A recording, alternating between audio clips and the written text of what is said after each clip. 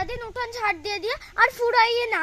আর ওই মেয়েটা কখন স্কুলে গেছে, এখনো স্কুল থেকে বাড়ি ফিরলো না। তাড়াতাড়ি যাই, আমি পাস করেছি।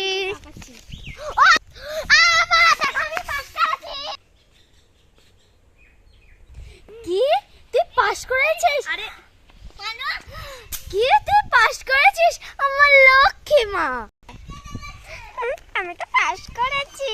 কই তোর খাতাটা দেখি। ঠিক আছে মা, এই নাও। পাস করেছি। আমি তো ভালো করে পড়াশোনা করেছি, ওর জন্যই আমি পাস করেছি বলে।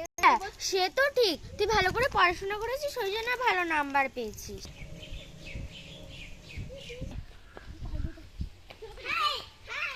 ধ্যাৎ, এই বল না, এই ঠিক করে বল না, তুই কত পেয়েছিস?